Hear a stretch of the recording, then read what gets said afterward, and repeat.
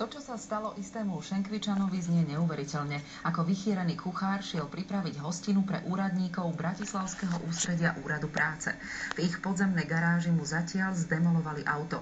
Teraz nemá auto ani peniaze a všade si ho prehadzujú ako horúci zemiak. Keď pán Daniel zaparkoval v tejto automatickej garáži, ešte ani zďaleka netušil, aké auto mu odtiaľ vyjde. Na ústredie úradu prišiel pán Daniel pripraviť úradníkom pečené prasiatko. Aby to nemal ďaleko, vpustili ho do ich garáže. Tá však nie je taká bežná. Ide o garáž, v ktorej auto zaparkuje automatický výťah. Pán Daniel bol v takejto garáži poprvýkrát. Vratník nás upozornil, že musíme vystúpiť auta. Sme si vyložili veci z auta.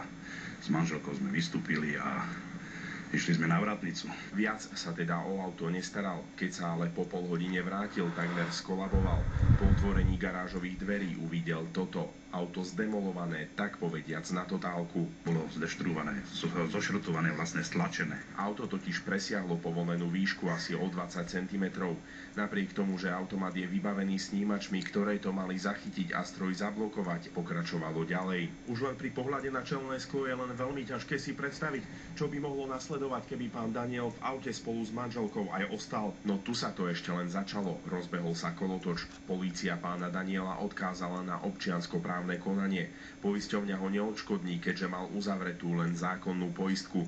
No a samotný úrad práce sa vyhovára na vrátnika. Nemáme žiaden dôvod nahrádzať túto škodu, nakoľko nám škoda nevznikla a poistenie tejto budovy, ako aj všetkých súvislostí, sa vzťahuje výlučne na majetok ústredia. Pán Daniel teda ostal bez auta, peňazí, no a ako keby to nebolo málo, musel si zaplatiť aj 250 eur za odtiahnutie nepojazdného vraku. Ani peniaze, ani auto. Dobrý pocit mám z toho všetkého. Zo Šenkvíc za Bratislavy Samuel Migal, televízia JOJ. Zdá